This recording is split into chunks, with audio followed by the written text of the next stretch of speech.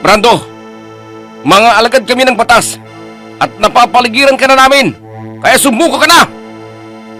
Alagad ka lamang ng batas, samantalang ang batas ay nasa aking kamay!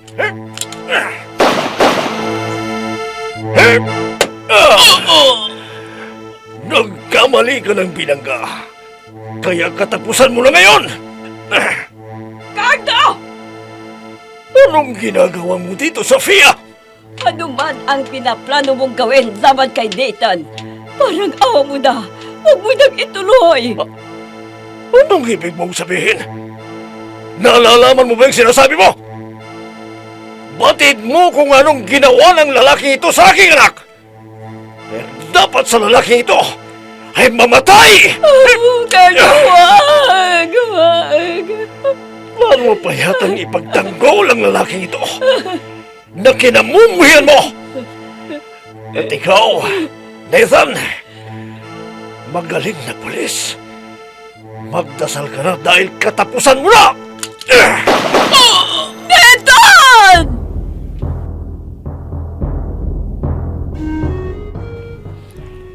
Batas sa aking kamay! Kwento ng paghiganti na bunsod na galit at pagkamuhi nang walang sapat na dahilan sa pagkakamali ng kahapon. Batas sa aking kamay! Mula sa panulat ni Andrea Solar at sa direksyon ni Jun Cabato. Batas sa aking kamay! Inihahandog sa inyo ng F3 Recording Studio para sa pambansang radyo ng Pilipinas, Bombo Radio Philippines.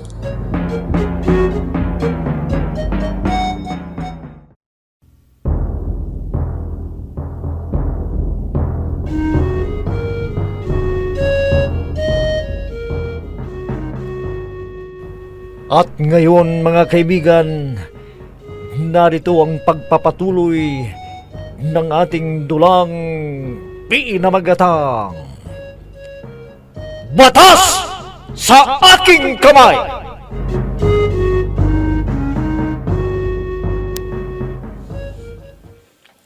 Sabihin mo sa karding na yan, kung nakalusot man siya ngayon, hindi na sama darating na araw. Ano? At siya pa talaga ang may ganang magalit sa akin? Palibhasa. At hindi siya ng pulis. Pero huwag niyang ipangmalaki sa akin ang pagiging happy niya ng pulis dahil tatablahin ko siya. Ma'am, pinapatawag niyo raw ako? Isa ka rin. Hindi ba't sinabi ko sa'yo? Napuntahan mo ako sa opisina ko? Bakit hindi mo ginawa, ha? Napunta po ako doon, ma'am. Kaya lang, wala kayo. Kaya ako umalis. Dahil... At magagatwiran ka pa. Pasensya na po kayo, ma'am. Hindi na po mauulit yun. Talagang hindi na dapat maulit yun. Ang lagay pala dyan ako pa ang papaghintayin mo? Pasensya na po, ma'am. Inaamin ko kung nagkamali ako. Nagkataon lamang po na hindi ko mahindian yung... Hindi mo mahindian ang iba. At ako. Ano ba ako sa buhay mo? Ha? Ano? Ako lang naman ang bumubuhay sa iyo at nagpapalamon sa iyo tapos babaliwalain mo? Sige. Magbihis ka ngayon. At patuturuan kitang magmaneho at nang may pakinabang naman ako sa iyo.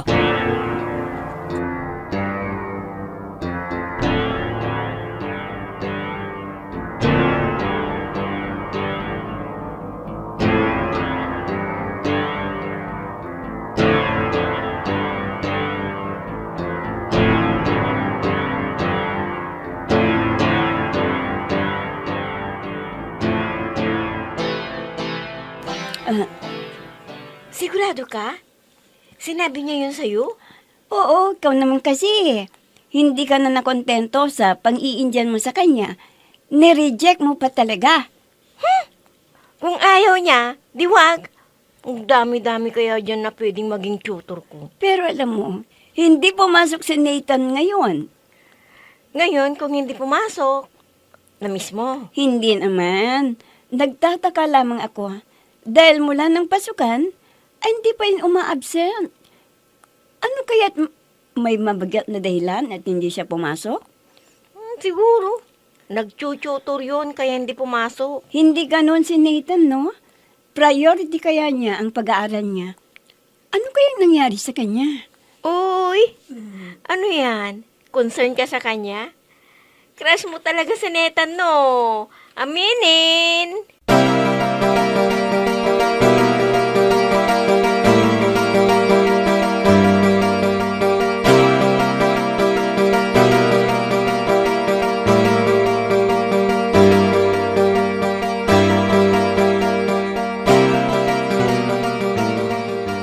Anak, bakit naririto ka pa? Wala ka bang pasok? Meron po, inang. Pero baka hihinto na ako sa pag-aaral. Ano? Patuturuan na raw po akong magmaneho. Para daw kahit paano ay may pakinabang siya sa akin. Anak, ano ka ba? Baka marinig ka ni ma'am. Bakit o ba kasi takot na takot kayo sa kanya? Ano kung alisin niya tayo dito? Mabuti nga yun nang makaalis na tayo sa bahay na to.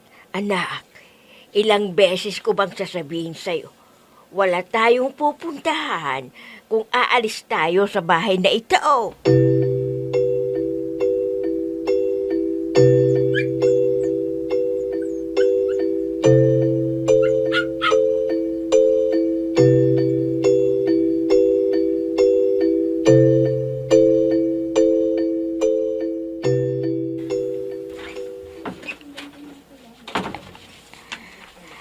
Nathan, anong ginagawa mo? Bakit mo iniimpake ang mga damit mo? Alis na tayo dito, inang. Pero anak, saan tayo pupunta? Wala tayong sapat na ipon para bumukod ng tirahan. Kaya nga po magtatrabaho na ho ako. At anong trabaho ang mapapasukan mo? High school graduate ka pa lang. Nasa first year college ka pa lang Hindi mo kayang makipagsabayan sa mga iba na nakatapos ng pag-aaral sa kolehiyo. Kaysa naman ganito. Wala na akong ginagawang tama sa bahay na to Pero nagkamali ka, anak. Ikaw ang hindi sumipol sa usapan ninyo ni Ma'am Sofia. Inaamin ko namang pagkakamali ko yun Humingi naman po ako ng paumanhin. Pero sa halip na huminahon, tuloy-tuloy ang galit. Pati pagpapakain sa akin dito, sinusumbat niya. Anak, mahal mo ba ako? Ano ba naman klaseng tanong niya, inang? Siyempre mahal ko kayo. Inang ko kayo Kung ganon, maipapangako mo ba na makikinig ka sa akin, Nathan? Nakikinig naman ako sa inyo Kung ganon, minsan ka pang makinig sa akin. Hayaan mo na si Ma'am Sofia. Ganon lang yon. Basta nagsalita siya, tapos. Pero mabait yun. Lagi na lamang ninyong sinasabing mabait. Ang sama-sama ng ugali sa akin. Kaya siguro, mabait sa inyo. Pero ako, walang pagkakataon na hindi siya nakaangil kung akong kaharap niya. Pero naging mabait naman siya sa'yo nung mga nakaraang araw, hindi ba? Yun na nga ho Nang ma-amnesia, nang mawala ang memorya, bumait sa akin. Pero nang bumalik ang kanyang alaala, muling naging masungit sa akin. Sana hindi na bumalik ang alaala para lagi siyang mabait sa akin. Wag mong sabihin yan, anak. Dahil kung may tao mang maituturing na napakabait, walang iba kundi si Ma'am Sofia. Biruin mo, pamilya ang turing sa akin ng kanyang mga magulang. At maging siya. Kaya alang-alang man lang sa akin, anak. Huwag kang umalis.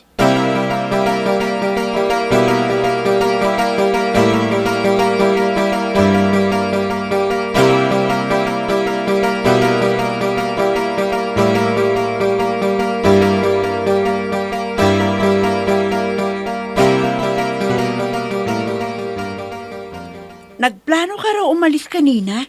Bakit ba? Ano pa nga ba? Nakaenkwentro ko na naman si Miss Sungit.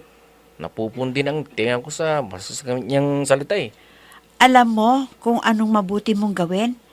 Pakinggan mo sa kabilang tainga palabasin mo sa kabilang tenga, ganun.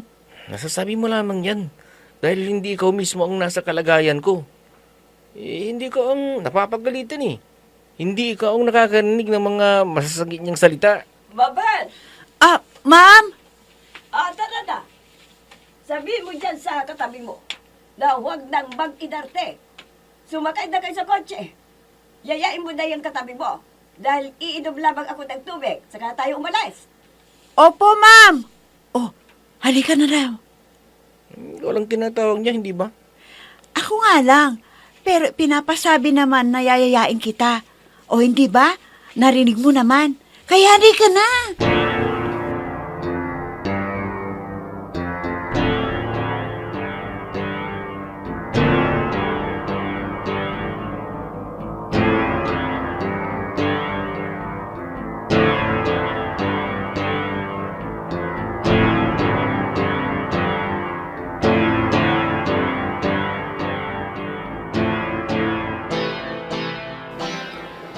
Babayag labasan sa opisina.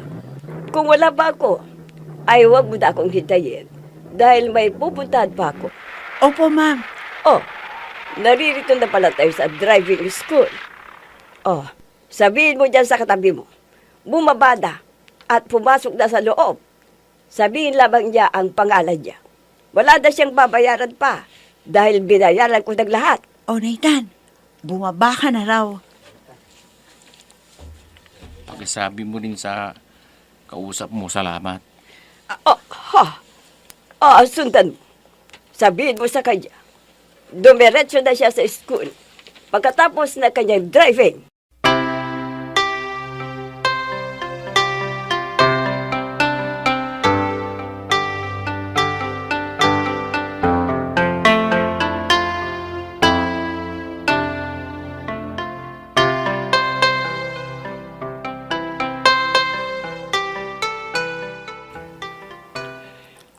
O ano? Nakahanap ka na ba ng mag-tutor sa akin? Oo, kaso fully loaded na ang mga nakausap ko eh. Naku, paano kaya ito? Ano kaya? Kung patulong ka na sa papa mo na maghanap, maapektuhan ng grades mo niyan. Magse-second grading na. Kailangang makabawi ka na. Ano ba naman kasi ang Nathan na yun eh? Masyadong maarte. Kalalaking tao eh, matampuhin. Ewan ko sa'yo. Ngayon ka magsisi, samantalang dalang beses kanyang binigyan ng pansin. Huwag na nga nating pag-usapan ng lalaking yun. Naiinis lamang ako.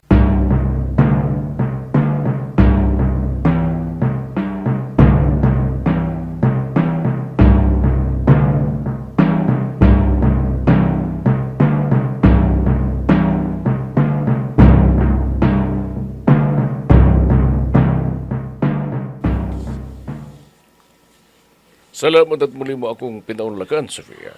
Bakit naman hindi? Kaibigan kita, kaibigan mo ko. Wala naman sigurong masama kung magkasama tayo. Talagang walang masama. Oh, tumingin ka na dyan sa menu para makapag-order na tayo. Saan ka ba nagpunta? At ang tagal mong nawala. Matagal akong walang balita sa'yo. Nagkaroon kasi ako ng pagkakataon na magkapangibang bansa. Medyo pinalad sa trabaho, nakaipon ng konti. Kaya ito, binabalikan ng mga dating kaibigan at isa ka na ron. Anong negosyo mayroon ka kung gano'n? Hindi ko pa nga alam kung ano ang gusto kong pasukin. Pwedeng negosyo, pwede rin hindi. Bakit hindi mo na lamang pasukin ang mundo ng politika? Nako, wala sa isip ko ang politika na yan. Magulo ang mundo ng politika, kaya umiiwas ako dyan. Sa bagay, tama ka. Pero balita ko, ay Chief of Police na raw ngayon si Ricardo Sanchez. Totoo ba? Oo. Teka. May dapilid ako. Ikaw naman, mabili ka na ba ng pagkain gusto mo? Oo nga pala, no? At nang makapag-order na tayo at makakain na.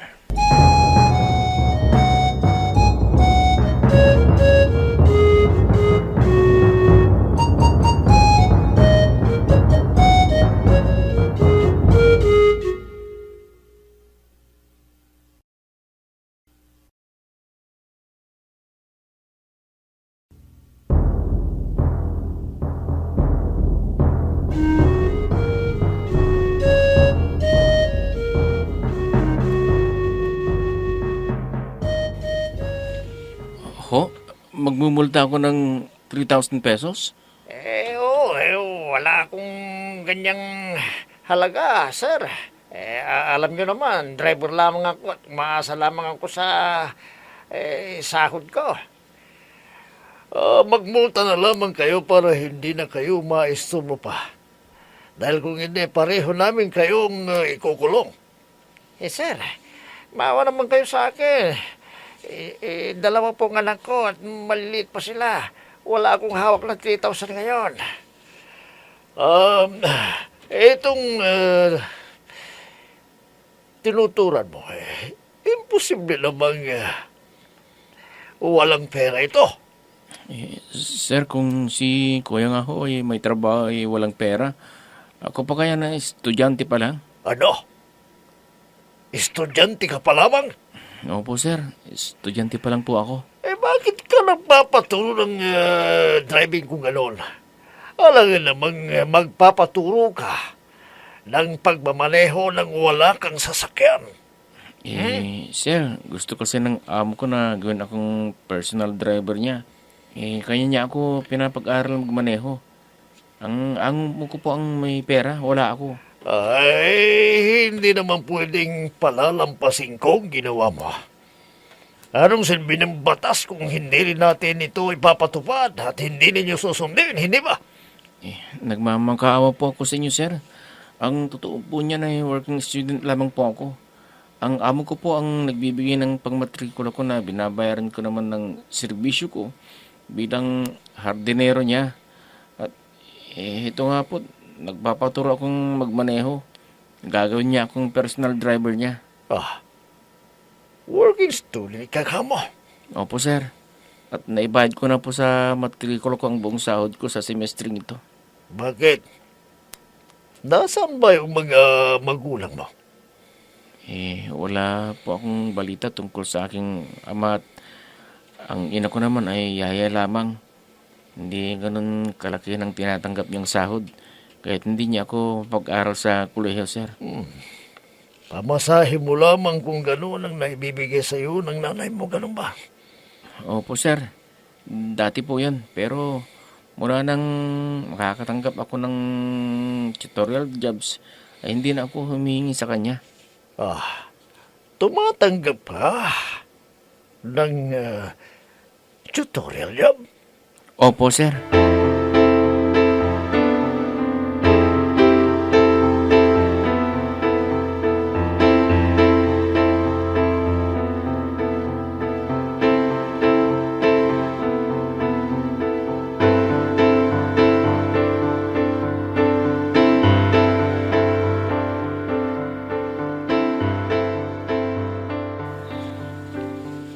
Muli akong nagpapasalamat sa pagpapaunlak mo sa aking imbitasyon, Sophia.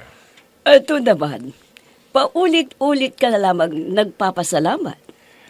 Dahil nasisiyan ako sa tuwing ikaw ang kasama ko. Oh, Martin, hayan na naman tayo. Muli mong babanggitin ang bagay na yan. Talagang nagpapababa ako sa inyo. Oo na. Ito naman hindi mabiro. Siya nga naman. Malapit na pala ang eleksyon, no? Oo, Guy. Anong plano mo? Muli ka bang lalaban? May isa pa akong termino eh. Kung sa pagiging congresswoman mo, may isa ka pang termino. Pero kung tatakbo ka bilang governor... Hindi ko alam kung kakandidato ako sa pagkaka-gobernador dahil baka... Tama yung desisyon mo. Kung hindi mo pa kayang magsilbi bilang gobernadora, huwag mong pilitin. Oo, yung mga kapardidos ko lamang naman ang nagtulak sa akin para kumandidatong gobernador eh. Payong kaibigan lang, Sophia. Huwag ka nang kumandidato sa pagka-gobernadora para tahimik ang buhay mo. Ha? Anong ibig mong sabihin? Wala naman akong ibig sabihin. Ang akin lamang ay payong kapatid. Huwag ka nang kumandidato pa bilang gobernadora dahil hindi mo pa kaya.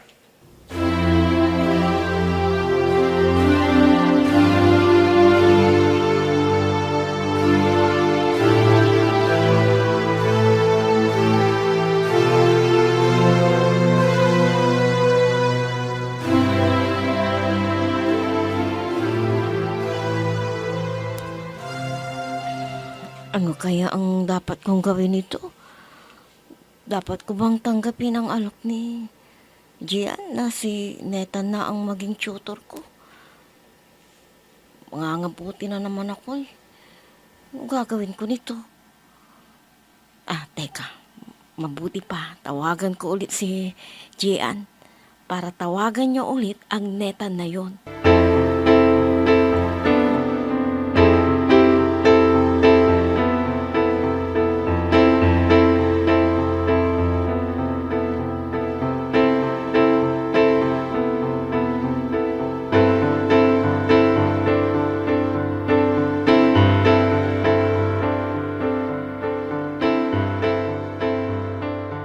Ano bang subject ang itinuturo mo? Lahat po, sir. Pero kadalasan ay math po ang pinapaturo sa akin dahil alam niyo naman ho, maraming estudyante na mahina sa mathematics. Matalino ka kung gano'n iho. Ano bang kurso mo? Criminology po, sir. At plano mo pa palang maging pulis na, ano? Tama yan, tama. Teka, baka gusto mong tulungan ang aking anak. Mahina siya kasi sa mathematics. Ho? Oo. Kung matutulungan mo ang aking anak, ako na lamang ang magbabayad ng 3,000 na violations mo. Kapalit ng serbisyo mo sa pagtuturo sa aking anak. O ano? Pumapayag ka ba sa gusto kong mangyari? Ha?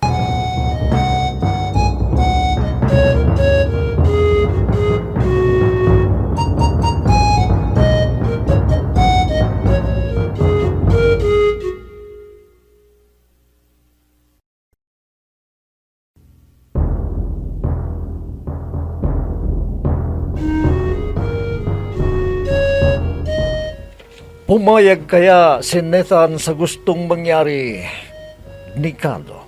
Mga kaibigan, huwag ninyong kaligtaang subaybayan ang pagpapatuloy ng ating dulang pinamagatang Batas sa Aking Kamay!